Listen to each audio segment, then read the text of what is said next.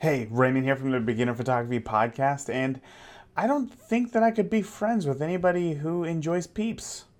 That's it. Okay, let's get into today's interview. Welcome to the Beginner Photography Podcast with Raymond Hatfield, the podcast dedicated to interviewing world-class photographers to ask them the questions you want answered. Whether you want to be the world's best wedding photographer, family photographer, pet photographer, or you just want to take better photos of your kids growing up, we will get you to start taking better photos today. Here with you as always, husband, father, home brewer, LA Dodgers fan, and award-winning Indianapolis wedding photographer, Raymond Hatfield.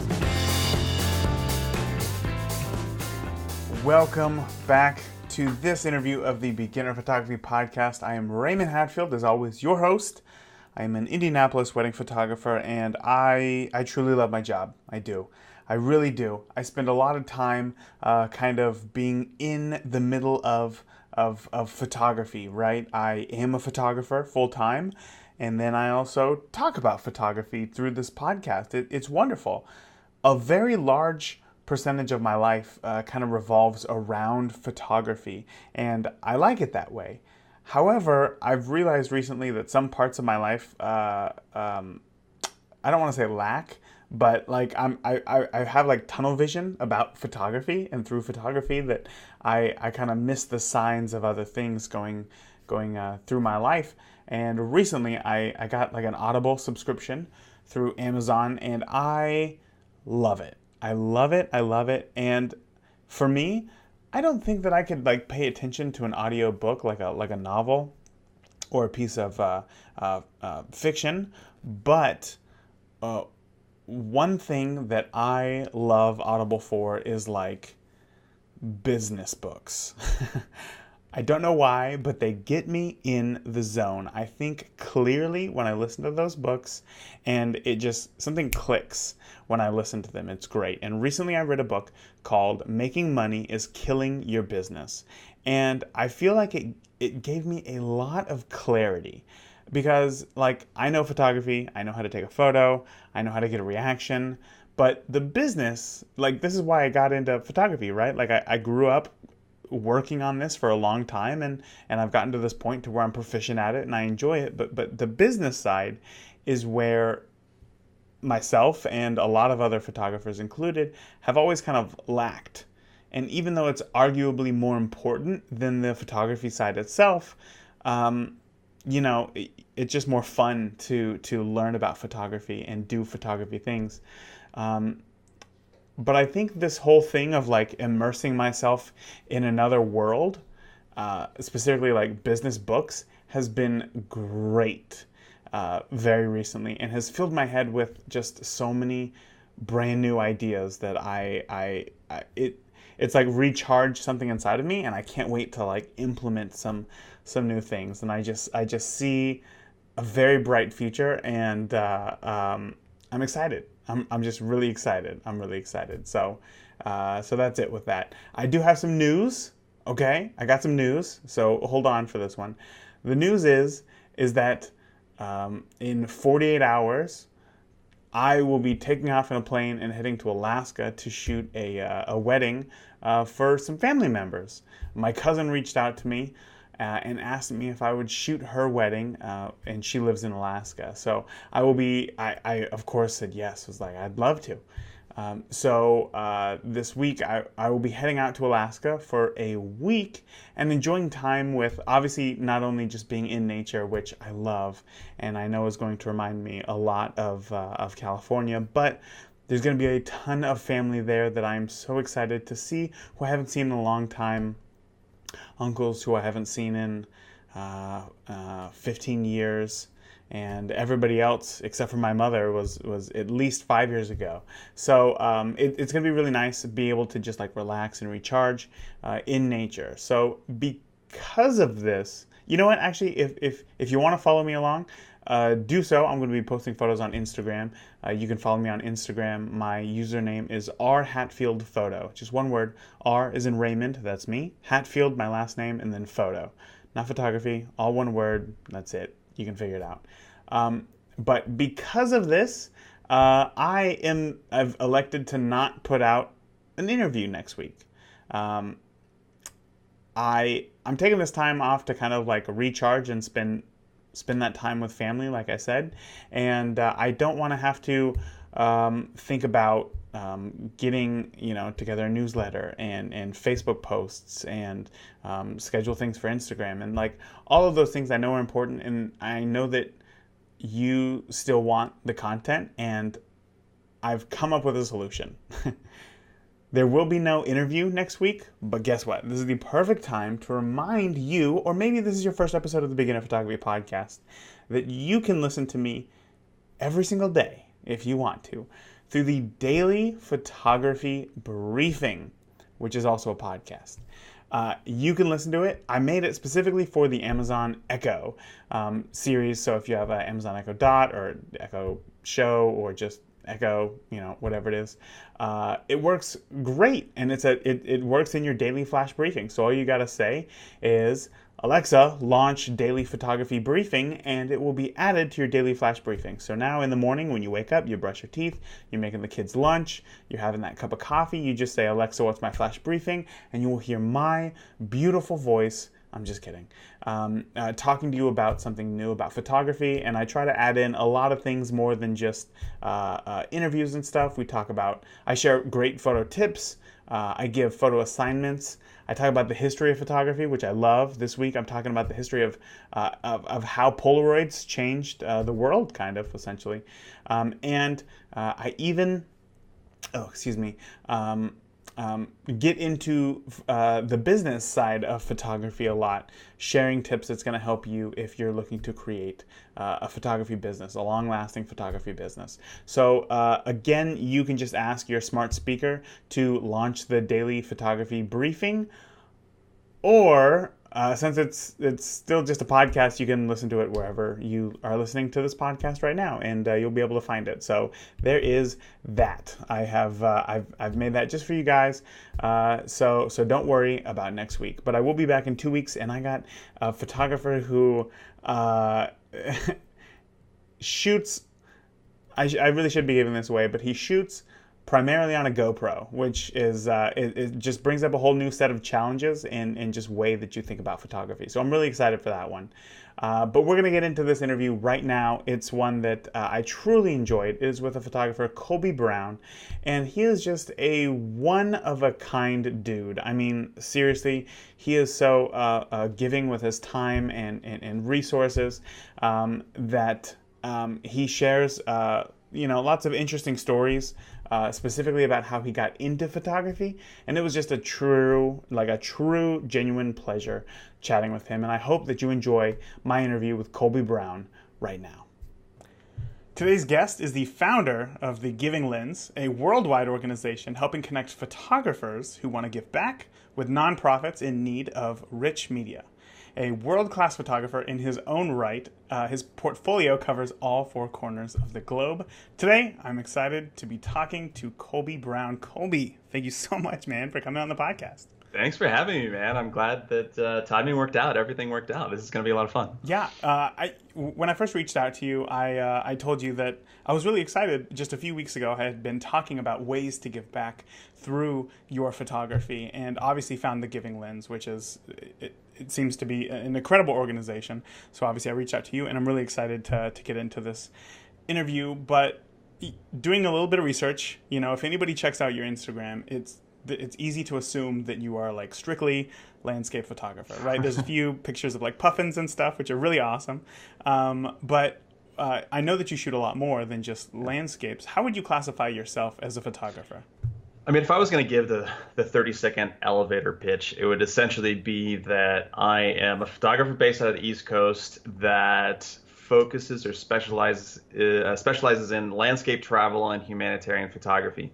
Now, usually under the travel spectrum, that kind of is pretty all-encompassing outside of like studio work, and I don't use flash, so everything is natural light.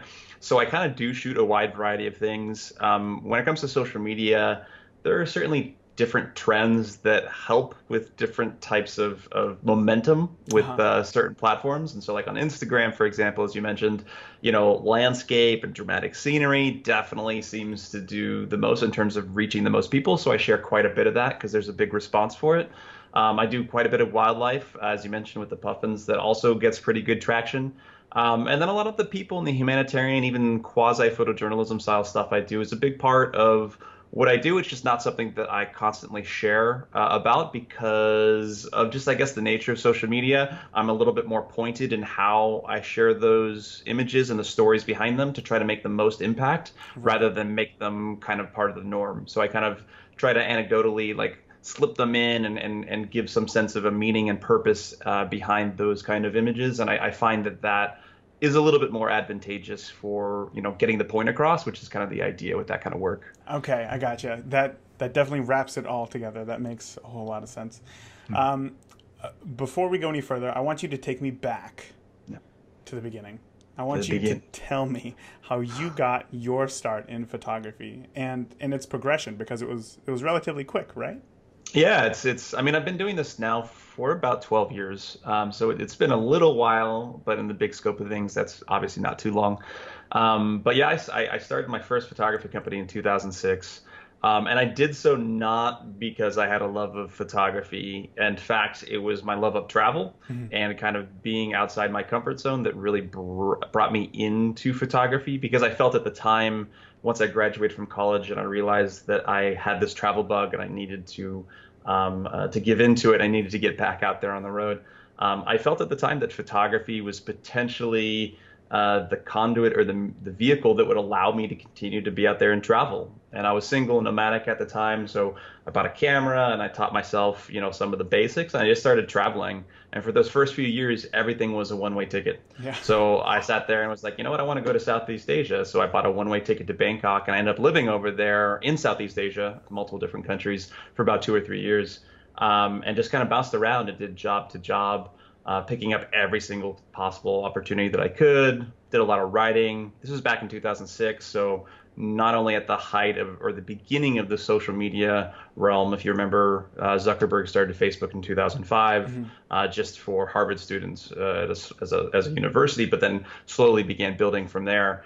And at the same time, kind of the blogosphere for travel blogging was just kicking off. So I did a lot of writing at the time, Condé Nast, Sierra Club, basic stuff, whatever I could do to make a little bit of cash.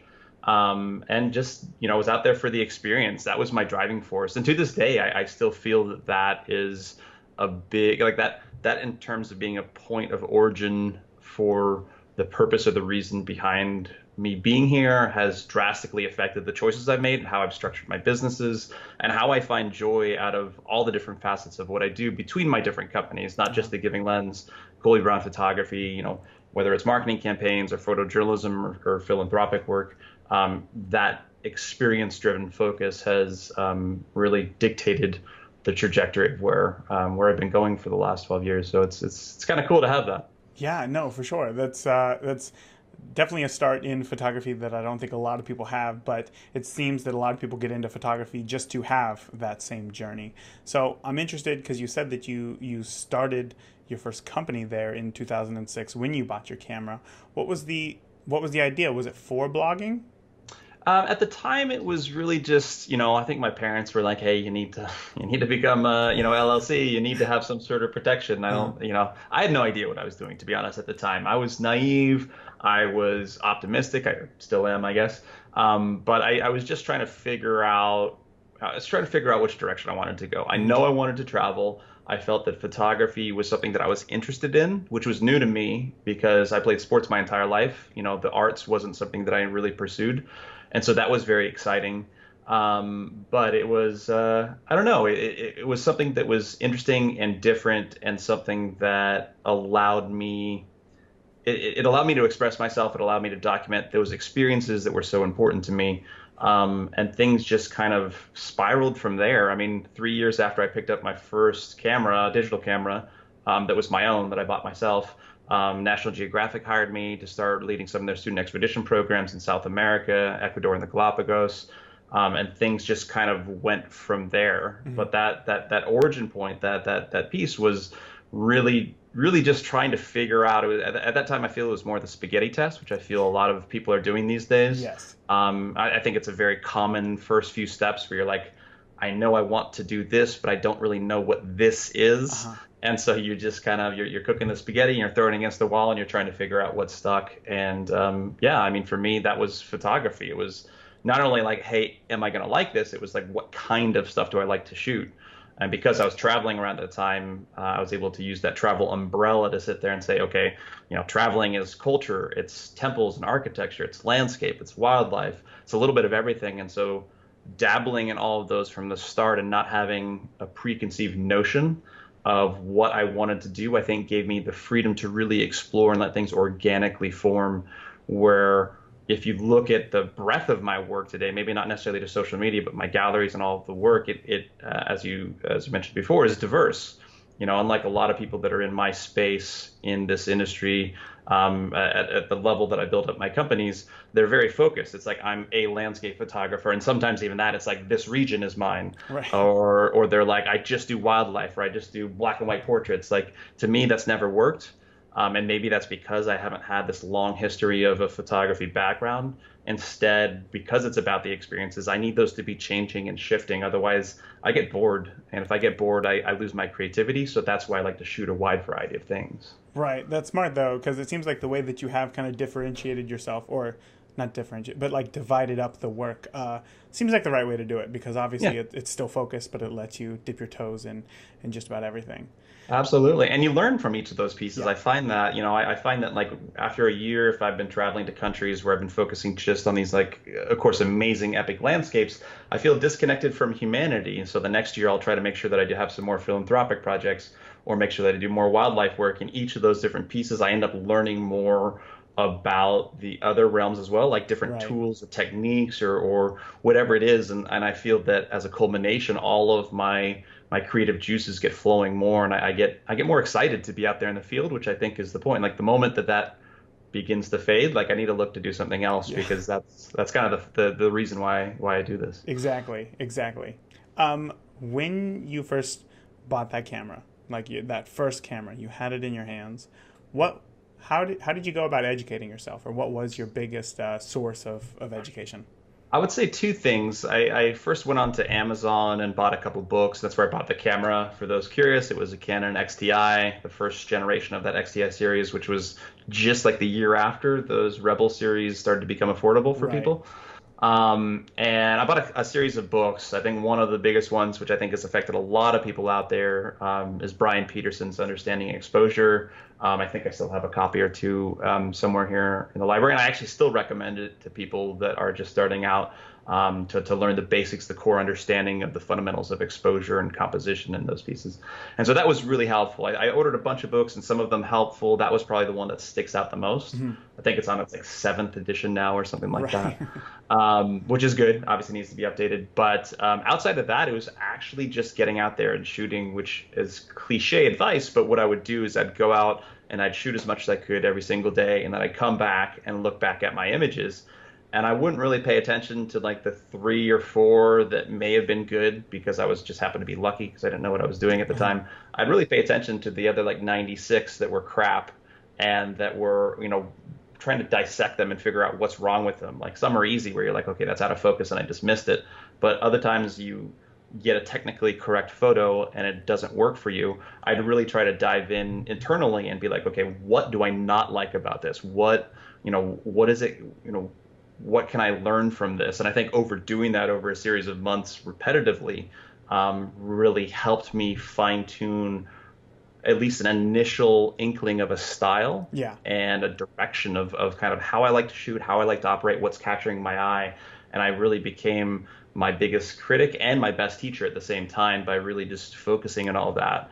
And I think it's important to say, at the time I had quit. I got a job right after I graduated from college where I worked in a hospital for as a safety administrator.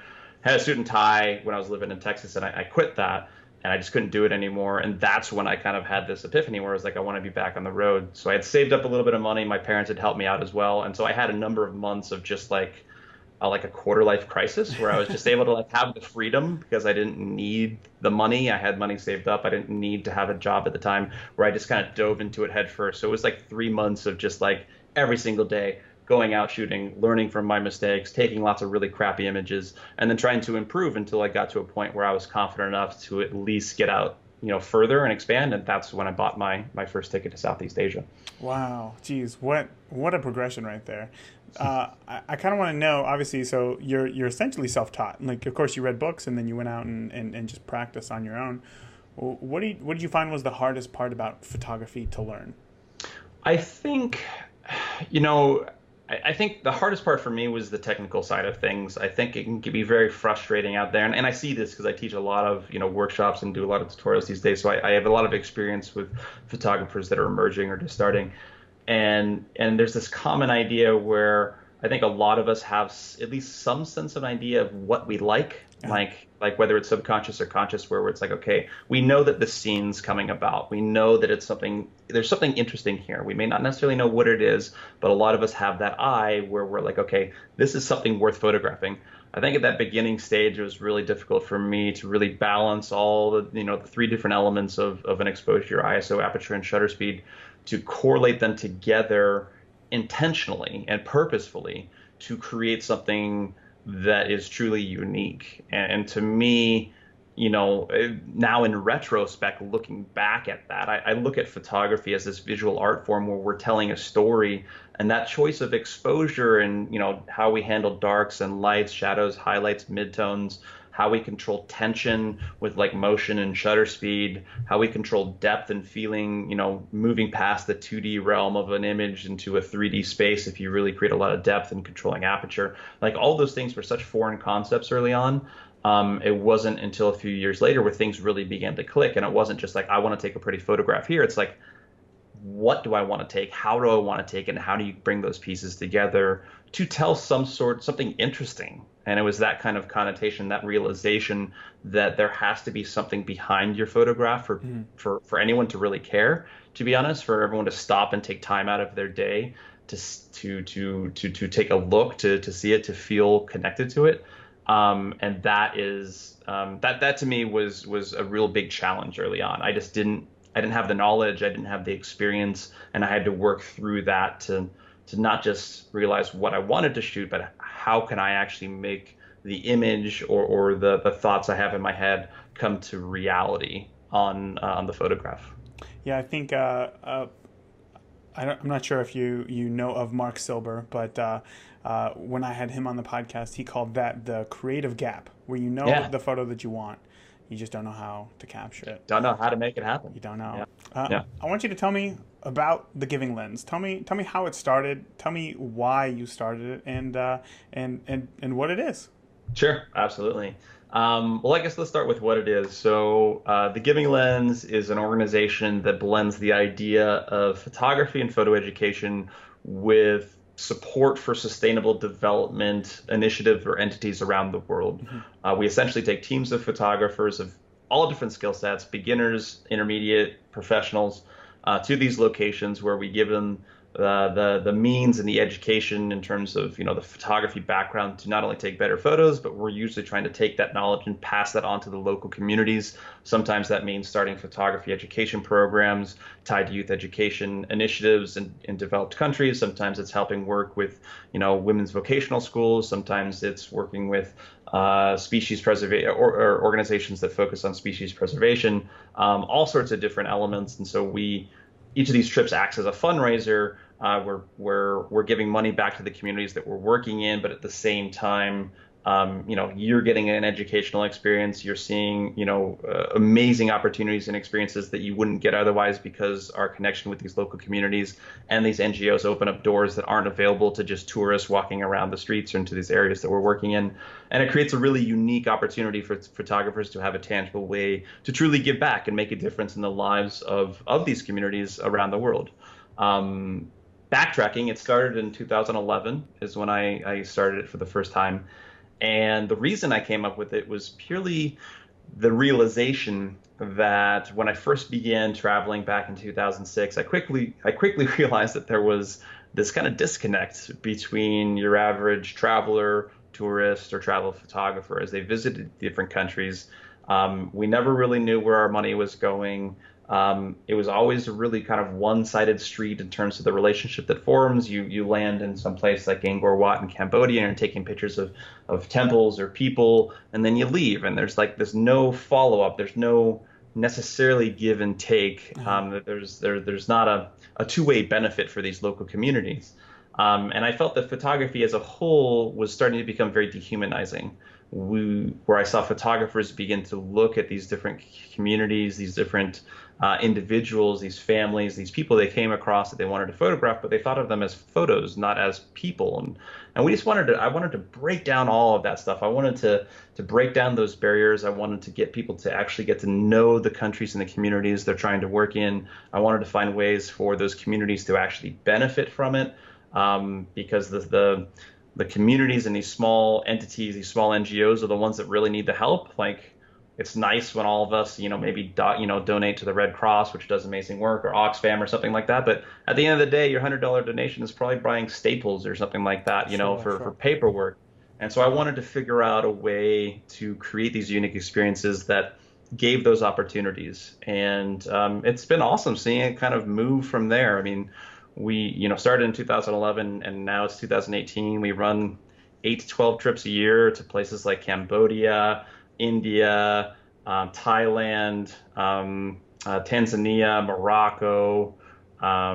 We're expanding out into a handful of other different entities in terms of the next few years. Like, we're just constantly looking for these amazing organizations or these amazing communities or these amazing places that need help, where we can help raise, tens of thousands of dollars from each of these different trips. And we can find ways for photographers to get a bit of education in terms of the photography side, but also from the travel side. Learn to be good stewards over the countries that we're coming from, learn to be good representation of photographers in this industry, and really try to break down those barriers that I felt were just kind of stifling the experience, I think, for both sides of the fence. And it's been awesome to see the success of that over the years. Yeah, so I actually have a few follow-up questions, but the first is these trips. They're several days, correct? Correct. Yeah, they're usually 7 to 10 days in length. We try to keep them on the realistic side, just so that we realize that everyone has, or a lot of people have work and relatively small time off, especially people here in North America. Yeah. And so we want to try to maximize that opportunity. You talk a lot about the photography education and having other world-class photographers educating the photographers who come on the trip. So I guess the one thing that I was slightly confused about was when you go on these trips, how much time is spent with these nonprofits and how much time is spent doing some sort of photography education? Well, every trip is different, so I will say that. And generally, backtracking a little bit, when we reach out to an organization and we start to develop a program with an NGO within a country, we try to we talk to them very plainly, and we try to simply figure out what we can ask what we can do to help. Not like this is what we do and you need to adjust to that. It's like what are your needs and how can we help facilitate that? Oh wow. So some of those trips, it's all encompassing. Like, we have had projects in Nicaragua now for 7 years, and we've helped them build their photography program that's tied to their extracurricular educational efforts to keep kids in school, keep high retention rates for kids in some of the ghetto parts and the less privileged areas outside of Grenada, so that they stay in school. And one of the benefits is, hey, they can take this photography program. So we bring donated gear down, and for that trip, we spend the entire time. The entire time is in Grenada, working hand in hand with these kids, going and visiting their homes, walking around their communities, empowering them to learn more about photography, some of which over the 7 years, some of those have actually become photographers and are now making a living doing it. Some of them are now going to university. When we first met them, they were in the beginning stages of high school, or some in middle school.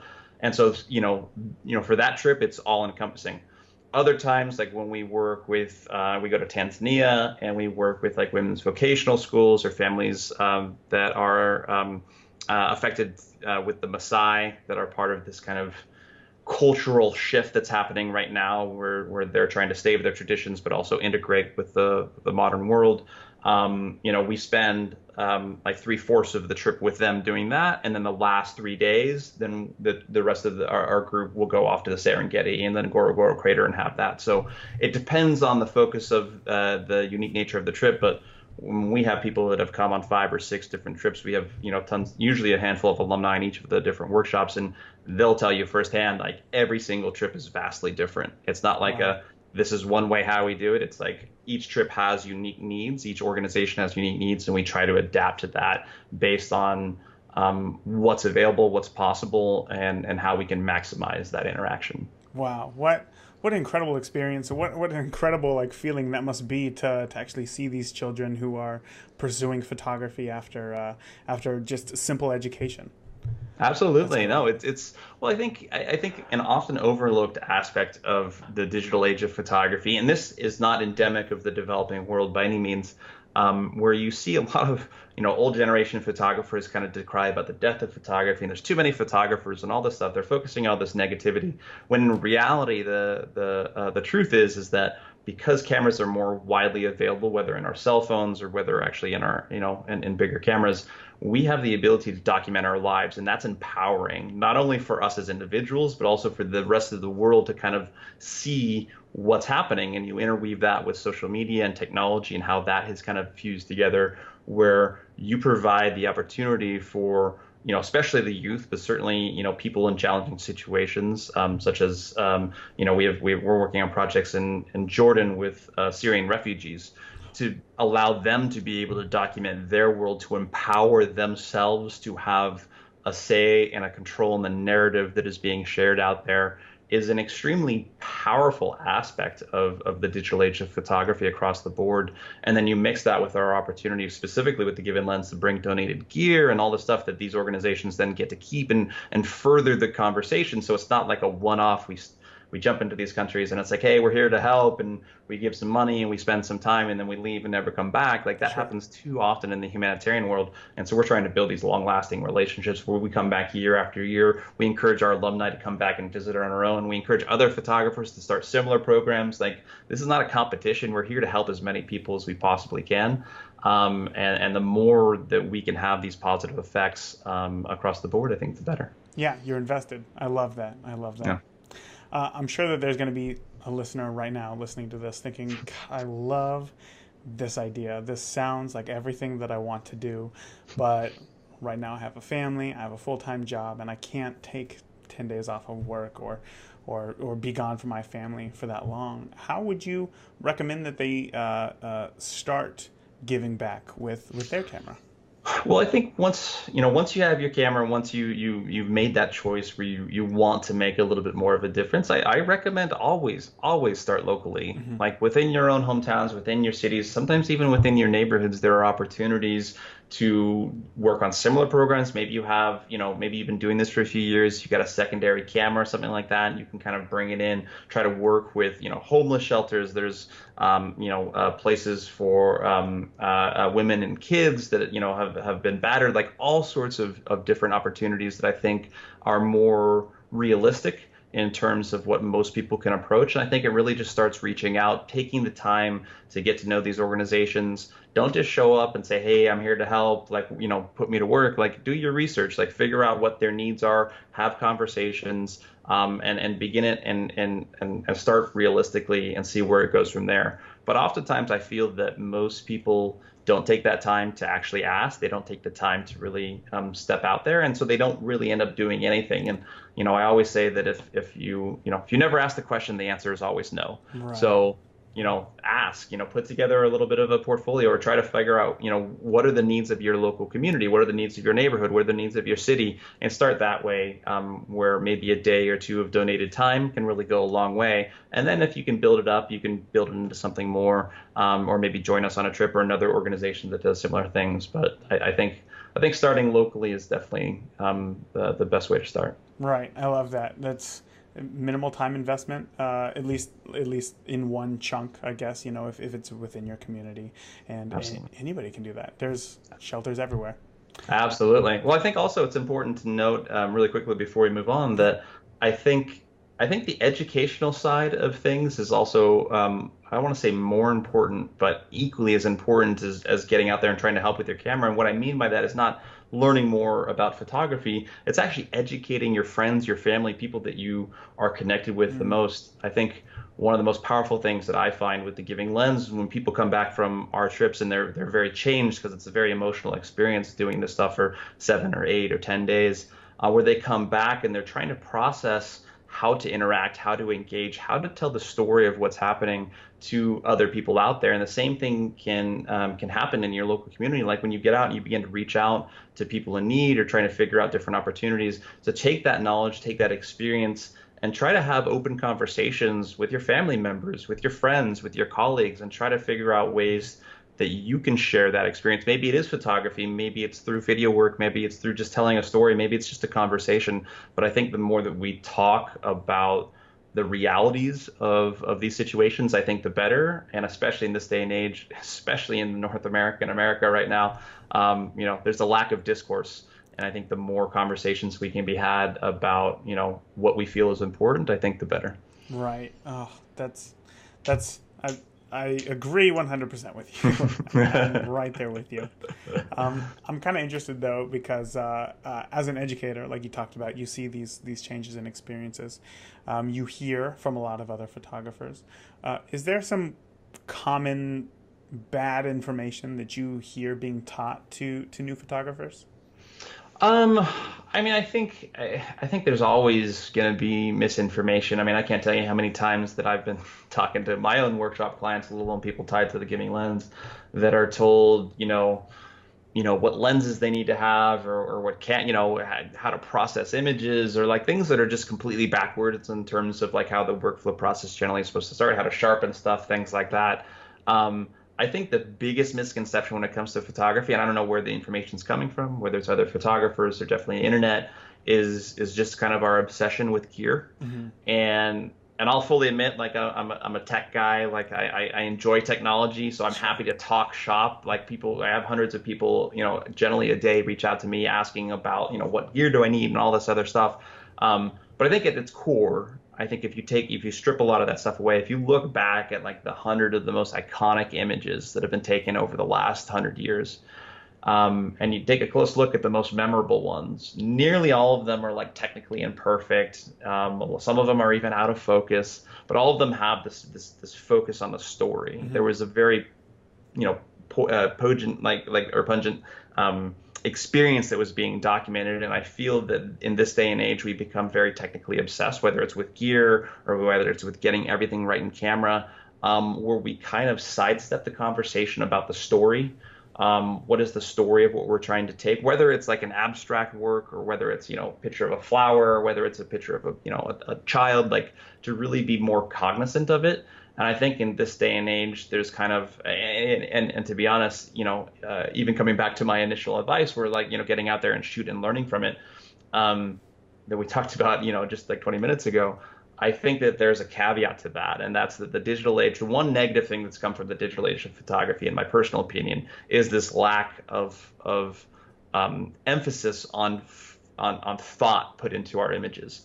And what I mean by that is that, we can buy, 128, gigabyte SD card and, put 10,000 images on it and not think twice about it. And then we're going to go back and maybe we'll look at a few of them and process a few of them. There's not this purposeful or this intent behind it. Whereas in the film days, even though I wasn't really part of that, there was still this process where you had 24 or 36 roll, images within that. Every time you took a shot, it's going to cost you money. So you were a little bit more careful about it.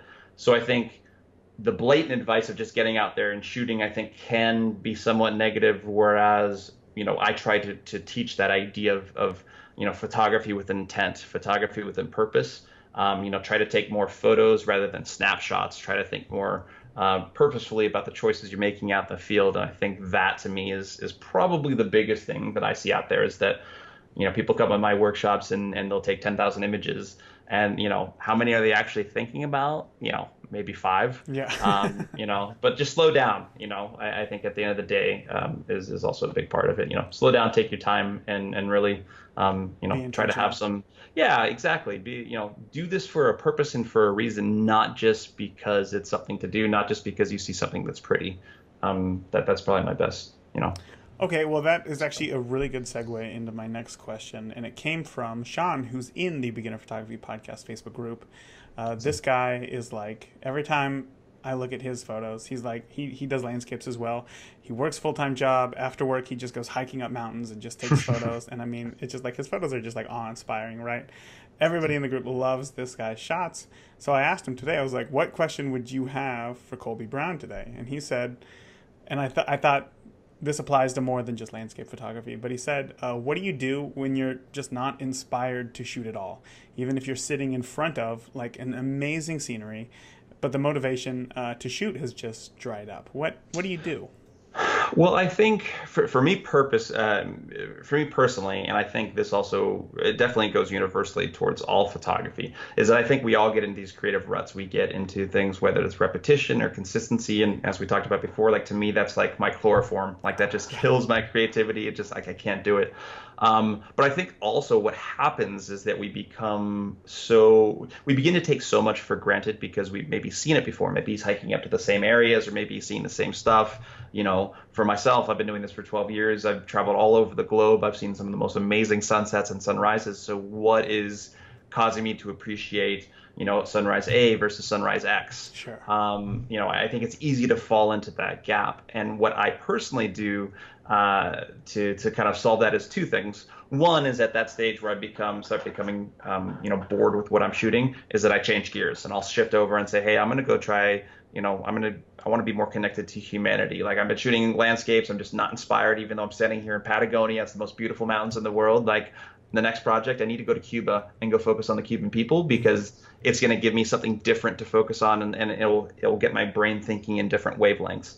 Now, obviously, not everyone's going to have the ability to travel to a different country, but just, try exercises, practicing different things. I love having a macro lens, even though it's not something I always do, because that's an easy go-to for me, where I can sit there and say, okay, I'm not feeling this, put on my macro lens and go searching for beauty, underneath my feet. Like that to me is a great exercise to kind of expand my brain, expand my horizon, and think a little bit differently. And I think the next piece of advice that I would give is to slow down. And oftentimes, again, we run up to these scenes and we see it and we're just not feeling it. We have a camera in hand and it feels forced. And I think that's no fun for anyone creatively. So usually what I do these days, or I guess the irony with me being a photographer and doing this professionally for 12 years, is that the older that I get or the longer that I've shot, the less I shoot. Mm-hmm. So when I come across a scene, unless it's super time sensitive for like lights fading and whatnot, my camera is in my bag.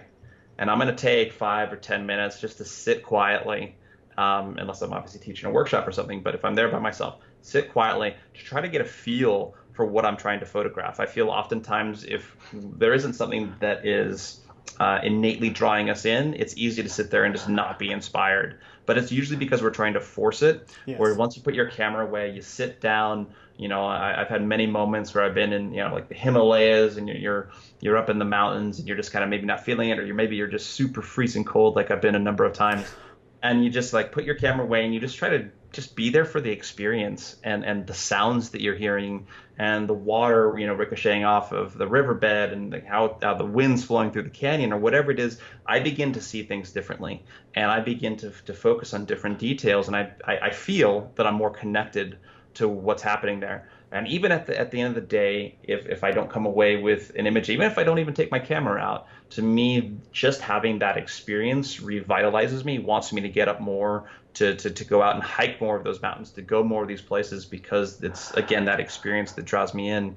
And so my advice to people like Sean would be to slow down, try something different. But if that doesn't work, like, just put your camera away and get up there for the moment. Or maybe next time you go up and do it, like, don't bring your camera at all and just see what that experience is like. I feel so oftentimes we're seeing everything through this viewfinder, and we begin to become almost jaded because of that. And sometimes when you remove that from the process, then you begin to see things differently. Like, just take a cell phone next time and just see what he can get with that if he feels so inclined. But don't go up there with the intention of shooting. Go up there just to enjoy the experience, and you might be surprised at what you find.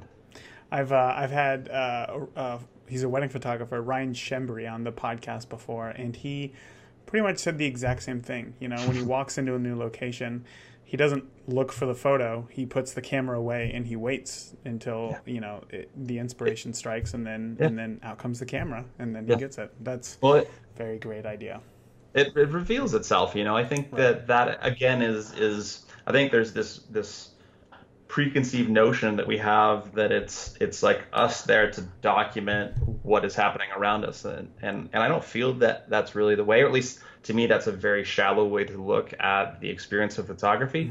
To me, it's about the relationships between our subjects, which doesn't have to be people to people. It could be people to animal, it could be people to location, or the feeling of whatever it is. And I think that if we take the time to get to know the place, we get to sense of the feeling of what it feels like to be there. Like if I can capture that emotion of what I feel when I'm in these amazing locations, like that's what I'm trying to get, to share with other people that may not have that opportunity to travel to the other side of the world to see that. And without that emotion, I feel that there's that disconnect, because again, it becomes very two-dimensional and very one way, where I want more of that, Yeah, of course. I love that. Sometimes I struggle with that at weddings, because it's like that is my job, is to go and document things. But since showing up and I've tried that a few times. You walk into the reception and it all looks the same, and you just wait a minute. You just stop. You look around and you try to find the story, what's interesting, and then start to shoot it. The small moments that matter, man. It's the small moments. I'm interested to hear what you would say is one of the best investments that you've ever made in terms of either money, time, or energy. The best investment, I'm trying to think of overall. If we're talking about technology, first, I'd probably say beginning to edit with the pen over a mouse, to me, is one of the most transformative aspects of post-processing, at least, where it really began. It felt more like an extension of who I am as an artist. It was much more organic in terms of processing my stuff. I use Wacom products for that. I have some Dell laptops that also has Wacom technology built in. But editing with a pen, to me, was a huge game changer for how I process work in total precision, in connectivity, in effectiveness, efficiency, all of it. In terms of other things, for me, again, being a bad guy out of experiences and doing travel photography, it was really just saving up and just getting out there. It's easier to say in retrospect, but I think it's also very easy to sit there and say, hey, I could never do this, I can never do that. Like there's always a reason. There's always an excuse. I think if you want something enough, you will find a way to make it happen. Whether that's traveling across the world, whether it's trying to make time out of your day to go for a hike, whether you have a bunch of family and that makes it more challenging. Like, yeah, maybe your whole family can't go, but maybe you take your son out to go for a hike with you. Like I love taking my 6-year-old out. Like, I don't know. I feel that life is really what you make of it, and with some caveats from the financial situation, and I just feel that there's always going to be an excuse. So don't let the excuses determine your destiny. Figure out a way to make it work. If you say that you don't have time for something, then you're not making time. Like everything has an opportunity cost. So for me, realizing what was happening and investing the time to really get out and go after the experiences I was going after, it gave me the confidence that I could do this. It gave me the experience to be out there in the field that I was craving, and it ultimately opened up the doors that allowed me to be where I am today. So that was a great investment in terms of just wanting to be out there on the road. Like I saved up money, I made it happen. But if you want to be a travel photographer and you have a family, like start smaller, like have realistic goals, and approach this from a reality. And I don't mean that to say in a condescending tone, but I feel like there's this fantasy and a reality that people constantly get confused about. Vastly different, yeah. Yeah, and it never works out that way. So start realistic and baby step your way into it. But, invest the time and energy into either the tools or the experiences you're going after, and you'll be surprised at what happens. But, as we said before, if you never ask the question, the answer is always no. If you always make an excuse, you're never going to have the experience you want to go after. So, find a way to make it happen. My last question was, what advice would you give a driven new photographer who was about to start on their journey? But you just answered it right there. Yeah, So that's definitely going to be some of the memorable quotes that go in this episode of the show notes. So thank you so much. absolutely. You've been wonderful with your time. I appreciate you so much for coming on the podcast and sharing some of your experiences and lessons that you've learned through photography. Can you share with the listeners where they can find you online and more about all of your endeavors? Absolutely. So those listening, you can check out my own work at colbybrownphotography.com, which also has social links to Instagram, which is Colby Brown Photography, Twitter, Facebook, pretty much every social platform. And of course, please check out The Giving Lens. I'm very, very proud of it. And the more support that you guys give, whether you guys can come on trips or not, just spreading the word about the work that we're doing helps us raise more money for other places out there and other organizations and communities. So you can find that at thegivingLens.com. And we're also The Giving Lens The Giving Lens on every major social platform as well. So please follow along with those stories as well. Right on. Colby, do you have any last words, something that maybe I didn't ask you that you want to make sure that the listeners understand? No, I don't think so. I mean, I think we covered a lot of really great stuff. I just kind of reiterate that idea that, there will always be people that tell you you can't do things. Mm-hmm. There will always be people even close to you that love you that are doing it for reasons that they feel are true in their heart. It happened to me when I first started out with my parents being a little bit upset about the places I was traveling or what was happening.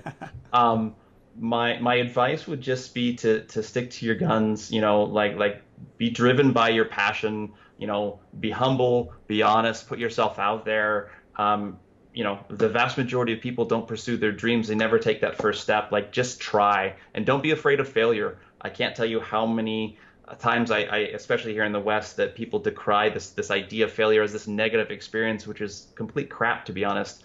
If you look at the most successful people in different, industries and different art forms, all of their success is built on a series of failures, and they learn from them and they built upon them. So you have to get out there and be able to, you have to be willing to try. You have to be willing to risk that idea of failure to truly succeed. So don't be afraid of it. Follow those passions and just get yourself out there and start with your first step.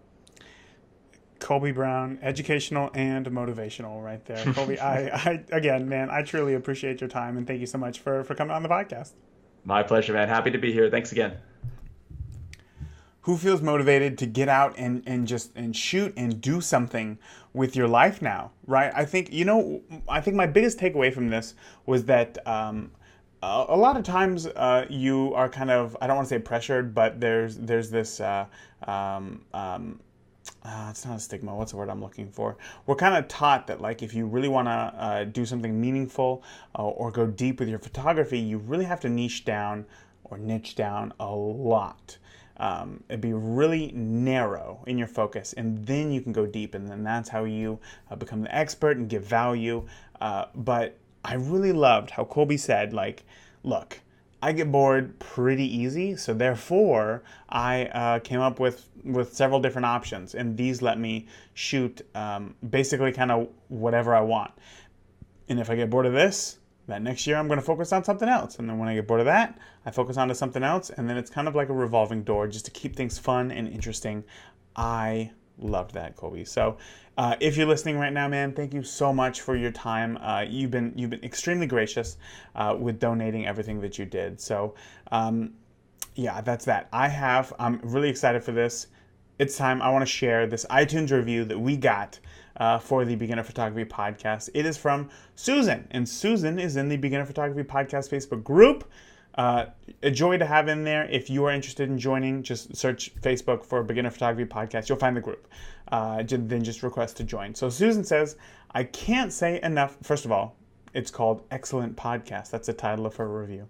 I can't say enough about this podcast. Raymond, the host, that's me, is the perfect combination of teacher, mentor, and coach. I don't feel like I'm teaching you anything. I'm getting off track. With an amazing natural ability of infusing humor in an easy to grasp and listen to style.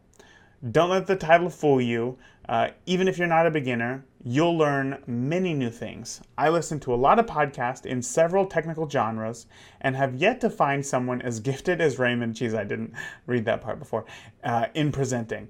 Now, I really only look forward to this podcast. So happy that I stumbled upon this podcast on a podcast search. Susan, seriously, man, you're making me blush over here. Geez, I didn't, somehow, like, I read the review and I was like, this is great, and I didn't even read that last part about me. So, listen, Susan, the thing is that I want to say, I'm not trying to, is that the reason why I started this podcast is because I want to know more from a lot of other photographers. So I am just kind of like that middleman. You know, I'm not the one, I don't, all I'm trying to say is that I don't know everything about photography.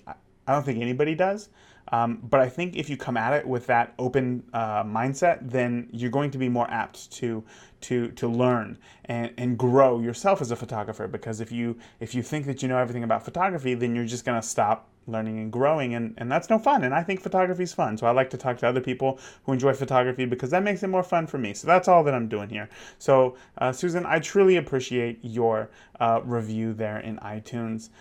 If you're listening right now, can you do me like one favor, and just consider leaving the podcast a review in whatever podcast platform you're listening to, because it truly does help the podcast in more ways than one. And if you were to do that for me, I would be eternally grateful, seriously. So, okay, guys, that is it for this week. Remember, I guess this week and next week. Well, unless you listen to the Daily Photography Briefing. Another plug. Okay. That's it for this week. I really want you guys to get out there and keep shooting as much as you can, because that is where, you know, you really develop your skills and talents as a photographer. Stay safe, because I love you all, and I want to see you all back here in 2 weeks when we are back. All right, that's it. Again, love y'all. See you soon. Thank you for listening to today's episode of the Beginner Photography Podcast. Be sure to join the conversations on Facebook and Instagram. And if you want any links or resources we talked about in today's episode, check out the show notes at beginnerphotographypodcast.com. See you again next week.